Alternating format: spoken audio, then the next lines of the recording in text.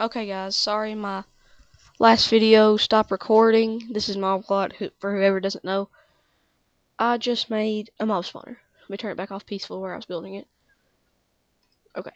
I just finished constructing the mob spawner as promised in episode 3. Now, what this big creation does is it will spawn mobs such as creepers, skeletons, whatever in that little box. Or outside of the box right now because I don't have any torches to put on it. So, yeah. Okay. Now, this is the little base. Nothing I've done to it since the last episode that I promised about was made this little chest to keep these books in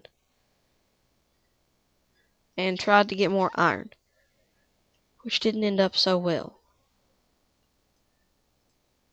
Now we'll put these in here and go back out here because everything else in my inventory is replaceable. Those books are not. They are hard to receive after you lose them. Okay. Now, I will make me a sword and go up there and check on the farms. I believe they should have manufactured at least a couple mobs by now. So, yeah, we will go up there and check on that. Since I am on hard after all, there should be at least 2 or 3 up there.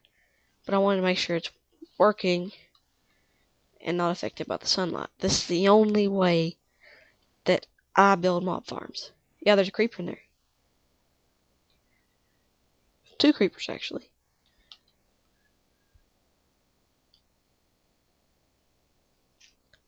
Crap, it won't let me kill them. I guess they're too close to the back. Now I hit one. Good. Sometimes when you kill creepers, they give spoils bags. The spoils bag is a great function simply because the spoils bag, it's got spoilers in it pretty much. A magic jar. Can you dudes let me know what those magic jars do? I don't really know what they're supposed to do. They're from Darkcraft, and I'm not so good with the Darkcraft stuff. I know there's one way to fly on here, which is one of the achievements, by using Darkcraft. The other way is by magic crops. I think I want to do the magic crops because it seems to be less time consuming and less resourceful, because on Sunday's channel, which I watched, he did the Darkcraft way, and it took him like 8 episodes to get up to the flying point by making him force armor and Craner force armor and making it where they can both fly.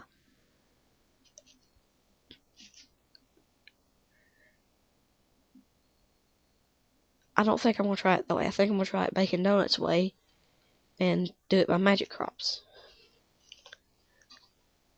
Since he did this mod pack, I would take his advice first. Don't get me wrong, I subscribe to Sunday. He is awesome. Him and Craner Sky Factory is one of the best series I think he's done. So, yeah. There's the mob farm. It functions perfectly. It's just a small box. And be sure to use F7 when building it because it it does like X's to show you. Here, I'll show you right now. F7, like that's affected by sunlight.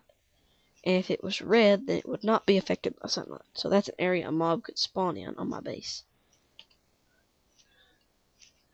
Go away. I guess we'll live with yellow X's right there until next episode. Well, there, we're gonna go away. Well, I think my next goal is going to be to make drying racks for all of the food. Pretty sure a drying rack is just 3 slabs. Yeah, that makes drying racks. I'll make 4 of them. Since I put these useless slabs here to keep like the stuff out of the water, I'll attach my drying racks to those. And those will dry meats that you get from zombies. The rotten flesh will become monster jerky if you hang it there and let it dry long enough.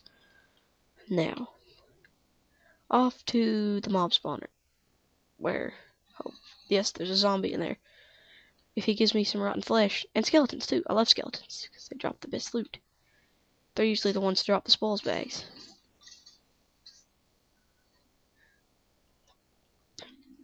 Oh, my hopes is that there is only a zombie in here, and not another creeper. Give me some rotten flesh. Okay, they can't spawn when I open the door. Okay, I received a rotten flesh. That's exactly what I wanted to happen. And so now, I'll put my piece of wood back and get my rotten flesh down here in my inventory. Now I'll show you the exact functions of the drying rack. What you do is you take your rotten flesh and right click it on the drying rack, not on the wood where you put the drying rack, on the drying rack itself. Like so. And then wait. It doesn't tell you a percentage, but whenever it changes shape and color, you'll know that it's monster jerky. Alright, I believe that's about what I wanted to show in episode 3. Sorry, it's in 2 parts. I pushed the wrong button and it made me start a new one. So, yeah. Well, episode 3, I'm pretty sure. This will be episode 3.5. Well, remember, if you feel generous, like and subscribe. Well, if you feel generous, subscribe. If you like the video, push like. Smack the button. Smack it! Mob Plot out.